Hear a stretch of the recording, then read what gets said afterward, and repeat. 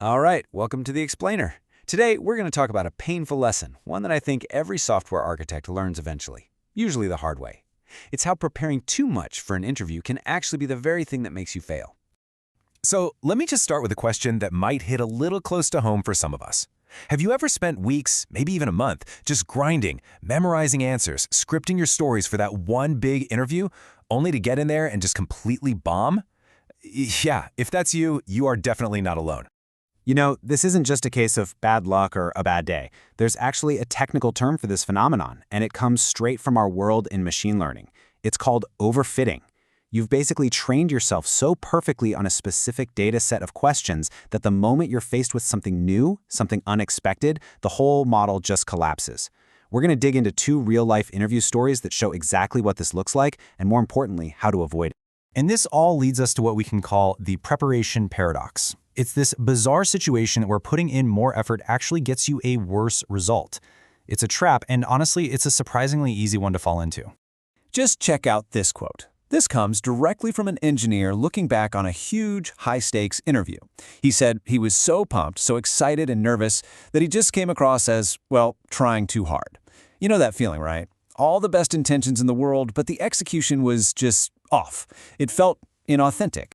So, let's get into our first case study. This is an interview with Roblox. And let me tell you, this is a masterclass in what overfitting looks like in the wild, and exactly what you should not do. I mean, just look at this level of prep. This wasn't just studying, this was obsessive. He was playing their games for hours on end, writing up these incredibly detailed strategy guides. He even scripted out his answers to all the common questions. He was basically treating the interview like it was a math problem with one single correct answer. And the result of all that meticulous effort? Rejection, a flat-out no. And he was so crushed by it that he apparently spent a full week just binge eating. I mean, that's how spectacularly this whole plan backfired. What's really telling, though, is that looking back, he completely gets it. He even says, I wouldn't hire that version of myself either. And here's the key word he used, unstable. The overpreparation, the performance, it didn't make him look smart, it made him look fragile and inauthentic. He wasn't a candidate, he was an actor. Okay, now let's completely flip the script. Let's move to our second case study, a very different kind of interview, this time at Microsoft, which, as you can probably guess, had a very different outcome. So he walks into this interview, expecting a normal chat, but instead, he's face-to-face with a senior architect, a true veteran of the company. You know the type. They've seen it all, and they have an internal BS detector that can spot a rehearsed, overfitted answer from a mile away. And right away, all those perfectly polished, scripted stories he had prepared became instantly useless. The interviewer just completely bypassed all that and started drilling down into the real details of his past work. These aren't questions you can memorize. You either know this stuff from experience or you don't. There is no faking it. This was the pivot point, that critical deep breath moment. His script was worthless. The performance was over. He had no other choice but to completely abandon the act and just be what he was, an engineer, relying only on what he actually knew from his real hands-on experience. And then something amazing happened.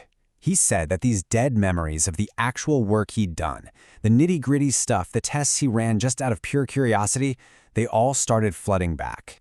This wasn't memorization anymore. It was genuine recall. It was his real-world training data coming online, and it absolutely saved him. So, what is the big lesson here? What's the core insight from an architect's perspective? It all comes down to the fundamental difference between an overfit model and a robust one. Okay, so let's get really clear on what we mean by overfitting here. In machine learning, an overfit model is brittle.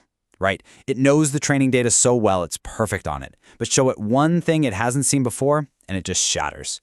An overfit interview candidate is exactly the same. They can recite the perfect STAR method answer they found online, but they crumble the second a senior interviewer asks that one simple, devastating question, why? And this slide right here, this is the whole ball game. The Roblox approach, the overfit way, relies on what we can call cached responses. They're pre-recorded answers. The successful Microsoft approach, though, that was live computation. As an architect, let me tell you, we don't want to see your cache. We want to see your CPU spin. We want to watch you think and problem solve in real time. That's what shows us you're robust. So what does this all mean for you? Well, it leads us to a completely new interview playbook.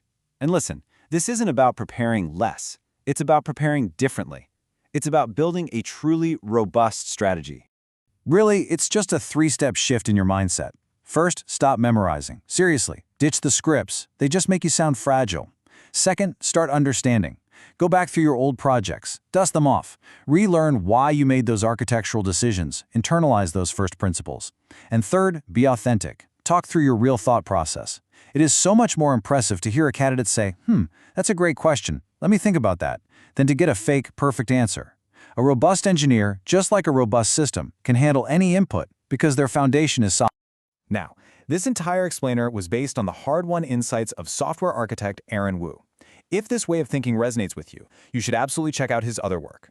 For more tech industry insights, go to aaronwubuilds.com, join the Inner Loop email list. Let's level up from an architect's perspective.